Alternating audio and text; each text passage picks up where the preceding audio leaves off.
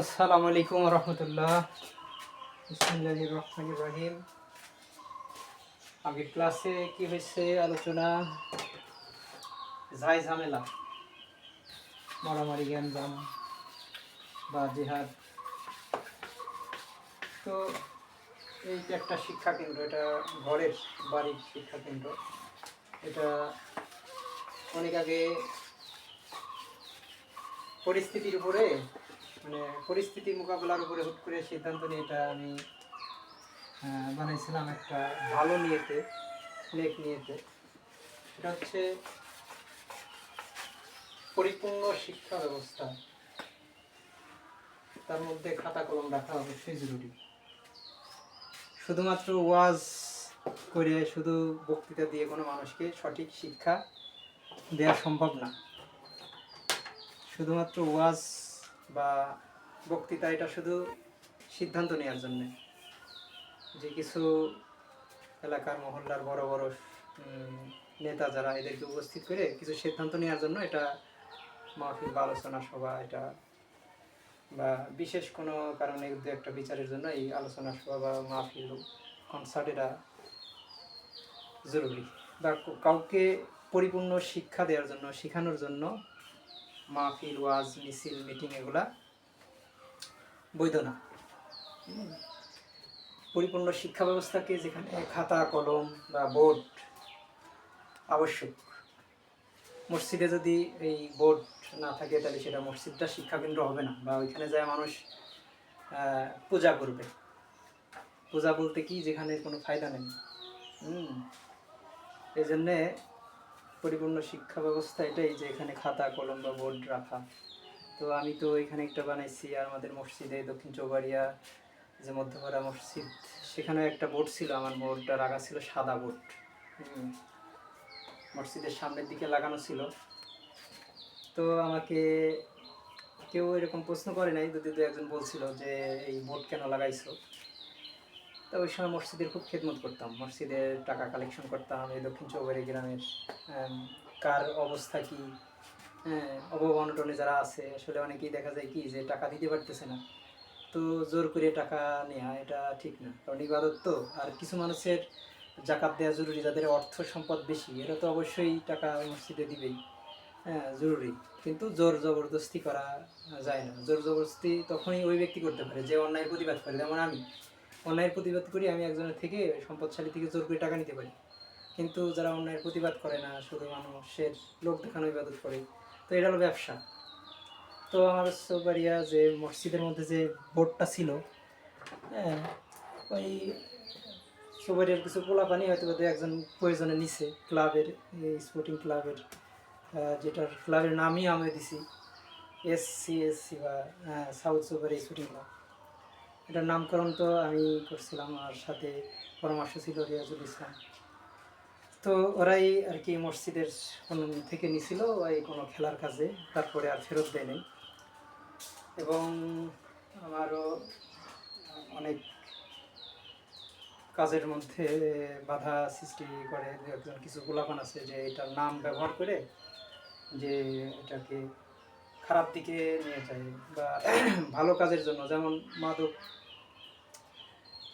বিরোধী আন্দোলনে অনেক সক্রিয় বিশ্ব, বহির্বিশ্ব, দেশ, আন্তর্জাতিক পর্যায়ে। কিন্তু দেখা যায় কি, কিছু সংগঠন আছে যারা মাদকের সাথে যুক্ত, এরা এই মাদকের বিরুদ্ধে কিছু হেডলাইন দিয়ে সংস্থা থেকে এরকম টাকা নিয়ে আবার ওটাই মাদক সেবন করতেছে। তো আমার উদ্দেশ্য তো ছিল ক্লাবের মহৎ উদ্দেশ্য, যে অন্ধকার সমাজকে আলোকিত করা। তো সেটা তো কই হইতেছে, বরঞ্চ আমার কাজে আরও কিছু পোলাপান এই নাম ব্যবহার করে, এই চৌবাড়ির কিছু পোলাপান নাম ব্যবহার করে অপকর্ম চালাইতেছে।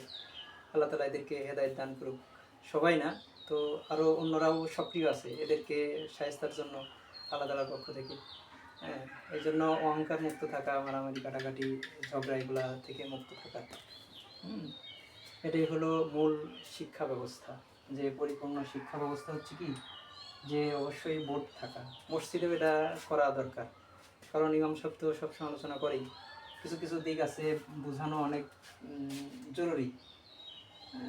যেমন কাতারে দাঁড়ানো, এই যে কাতার আছে, পাটা কীভাবে দিব, কেউ বৃদ্ধাঙ্গুল এখানে দিয়ে দাঁড়াইতেছে, কেউ বৃদ্ধাঙ্গুল এখানে দিয়ে দাঁড়াচ্ছে, পায়ের গোড়ালিটা এই কাতারের যে টাইলস থাকে এতটুকু, তো এইরকম পায়ের গোড়ালি যাতে এইটুকু থাকে, এদিকে বেশি না যায়, আবার এদিকেও না দাঁড়ানো। তো এরকম বোঝানোর জন্য অবশ্যই কাতার সোজা করা ওয়াজিব। কাতারের বিষয়ে কথা আসলো যে আমি আমাদের এই দাঁতপুর যে ঈদগাহ ময়দান, সেখানে কাতার সোজা করার জন্য প্রত্যেক ঈদেই আমি চেষ্টা রাখতাম। তো এটা কাতার সোজা রাখার জন্য, তারপরেও এটা মানুষ তো মানুষের মানে সুদ খোঁজে, মানে ভুল খোঁজে, একজন মানুষ আর একজন মানুষের ভুল খোঁজে। আর একজন মানুষ খুঁজলেও এটার প্রতিক্রিয়া আর একজন মানুষ দেখায় দেয়। যে আমি প্রাইমারিতে একটা টুনটুনি কোনো ভাগের গল্প পড়ছিলাম যে একজন আর একজনের ওসিলাই দিয়ে দিয়ে দিয়ে দিয়ে সে আসলে প্রকৃত অপরাধী খোঁজা, এরকম। তো আমিও তো এটাই খুঁজতেছি যে একমাত্র আল্লাহ তাআলা পৃথিবী চালাইতেছেন, হ্যাঁ, কিন্তু সমস্যাটা কি? আমরা আল্লাহর ইবাদত করি, কিন্তু আল্লাহ এই পৃথিবীর মধ্যে অশান্তি কেন? আসলে তাহলে কি আমরা আল্লাহর ইবাদত করি না? এটা অবশ্যই সুন্দর একটা প্রশ্ন, যে অবশ্যই আমরা আসলে মানুষ দেখানোর জন্য ইবাদত করি। প্রকৃত ইবাদত হচ্ছে প্রকৃত কি, যে রাগ হিংসা অহংকার মুক্ত থাকা, আর বিচার বিশ্লেষণের জন্য নিজেকে দানবিক্ষ দেখায় আমি একটা সালিশ বিচার করে দিলাম, হ্যাঁ, একটা গর্ব অহংকার দেখানো, এটা হচ্ছে যে আল্লাহ তাআলার সিংহাসনে নিজেই বসে গেল, যে বিচার আমি করে ফেললাম। বিচার করবো সেটা কীভাবে? একজন চুরি করছে, তার হাত কেটে দিতে হবে, কী জন্য করছে? হ্যাঁ, সে ক্ষুধার তাড়নায় করতে পারে, কিন্তু বিনা কারণে চুরি করছে, তাকে তো হাত কাটা অবশ্যই জরুরি। এখন আমি চেয়ারম্যান, আমার ভাইস পেয়ে ছাড় দিই, তাহলে তো এটা ন্যায় বিচার হলো না। যেই হোক, চুরি করছে বিনা কারণে এবং তাকে সতর্ক করার পরেও করছে, একাধিকবার করে, তাহলে তাকে এরকম অবশ্যই তার হাত কেটে দেওয়া জরুরি। আপনারা তো পারবে না, নিজের বিচার করতে পারলে, আমি অপরাধ করি, আমি আমার নিজেরই শাস্তি দিই। হ্যাঁ, আসলে আল্লাহ তাআলা মাফ করুক। হ্যাঁ, যে আমি তো নিজেই নিজেকে শাস্তি দিছি। হ্যাঁ, যেমন আমার পা, হ্যাঁ, হয়তো বা নিয়ত ছিল এরকমই যে আমি বেলগাছিতে যখন আমার গ্রাইন্ডিং মেশিনে পাটা কেটে যায়, তো ওই সময় আমার নিয়ত এরকম ছিল যে আসলে আমি তো অনেক অপরাধী, বিভিন্ন খারাপ জায়গায় গেছি পায়ে হাঁটে। এটা অবশ্যই এই মানুষের অত্যাচারের কারণেই, এটা অতিষ্ঠ হয়ে হয়তো বা একজন মানুষ একটা ভুল পথে চলে যায় রাগান্বিত হয়ে। হ্যাঁ, এই কারণেই কিন্তু মানুষ খারাপ হয়ে যায়, হ্যাঁ, যে ভালো আশ্রয় না পাওয়ার কারণে। এই কারণে হয়তো বা শয়তানের ধোকায় নিজের অহংকার, রাগ, বেশি রাগ হওয়ার কারণে খারাপগুলো হয়তো বা আমার দ্বারা হয়ে গেছে, এটা ভাবে। তো আমি মেশিনটা হাতে করে বলতেছি যে আলমগীর ভাই ছিল, যে ভাই মেশিনের ব্লেড তো অত্যন্ত ধারী, হ্যাঁ, ধার। তো ওইটা নিয়ে বলা মাত্র আমি গেছি কাঁপতেছি, তো হুট করে আমার মানে কোনো একটা কারণে হাত থেকে ছুটে পড়ে পাটা কেটে গেল। তো এরকম অনেকেই হতে পারে যে আমরা সুদের সাথে লিপ্ত আছি। সুদ খাওয়া কি? মায়ের সাথে জিনা করা। তো এখন মানুষ বিভিন্ন কটু কথা বলতেছে আমাকে, যে আমি মায়ের সাথে জিনা করতেছি। মানুষ কটু কথা বলে, বিভিন্ন জায়গায় বলতেছে, কিন্তু মারামারি করতেছে না। একজন অহংকার, রাগ, মানুষের উস্কানি, বিভিন্ন ধরনের রাগ বাড়াই দিছে। তো তো আমি তাই করবো, যে আমি মায়ের সাথে জিনা করবো আসলে। তো এই যে খারাপ, এটা রাগার কারণে, রাগান্বিত এবং পরিস্থিতিতে সেরকম হয়েও গেল। যে আমি অনেক আগে দেখছি এরকম সৌদিতে বাংলাদেশের কোনো এক ব্যক্তি যে তার কন্যার সাথে এরকম হজে যায়, সৌদিতে হজে যায়, মক্কা বা মদিনা যায়, এরকম তার মেয়ের সাথে এরকম কি খারাপ কাজ করে, জেনা করে নিজের মেয়ের সাথে। তো এরকম রাগান্বিত হয়ে যে পরিস্থিতি এরকম ঘটে গেলে, যে মেয়ের মা মারা গেছে, তো মেয়ের তো অনেক বয়স হয়ে গেছে, তো এই সময় এই খারাপ কাজটা করলে আমরা কে ঠেকাইতে পারি? রাত্রে তো তো মেয়ে তো কাছেই থাকে। এই যে মানুষের মধ্যে যখন অত্যন্ত খারাপ একটা স্পৃহা জাগে, মানুষ সমাজের কটু কথার কারণে, অহেতুক কথাবার্তা, এটা অত্যন্ত খারাপ। যে 27শে রমজান একটা রাত, সবে কদর কবে, এটার ব্যাপারে নবী করিম সাল্লাল্লাহু আলাইহি ওয়াসাল্লামের কাছে ফেরেশতা আসছে। তো মসজিদের বাইরে কিছু দুইটা সাহাবী কথা কাটাকাটি করার কারণে জিবরাইল আলাইহিস সালাম চলে গেছে। তো সবাইকে ডাকছে, যে ওই দুই ব্যক্তি ঝগড়ার কারণে জিবরাইল আলাইহিস সালাম আমাকে না বলেই চলে গেল যে কবে লাইলাতুল কদর, সবে কদরের রাত কবে, এটা আমি জানতে পারলাম না। এই জন্য অহেতুক কথাবার্তা মানুষকে উস্কানি দেয়, খারাপ কাজে নিয়ে দেয়। এই জন্য চেষ্টা রাখা এগুলো না করার জন্য।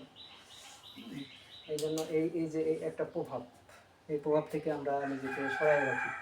হ্যাঁ, যে হয়তো বা এটার কারণে, মানুষের কঠোরতার কারণে একটা ছেলে বা একটা মেয়েই হোক খারাপ কাজে যখন চলে যায়, চক্রান্ত শিকার হয়, তখন তো আমরা তাকে এরকম বাধা দিতে পারি না। যে জীবন বাঁচাইবে এখন তাকে এরকম চুরি করতে হবে, কিন্তু তাকে তো কেউ দায়ভার নিতেছে না। যে একটা চোরকে ভালো করার জন্য তাকে তো একটা আশ্রয় দেওয়া লাগবে, যে তাকে খাইতে কে দিবে, খাবার দিবে কে? হ্যাঁ, তাহলে তো খাবার কেউ দিচ্ছে না, তাহলে তো সে তার চুরি করা ছাড়া তো তার খাবার নেই। এই জন্য যে রাষ্ট্রীয় কোষাগার বা সম্পদ, এক্সট্রা সম্পদ মসজিদে যেগুলো আছে, মসজিদে অনেক টাকা আছে, কী করবে, কী নির্মাণ করবে?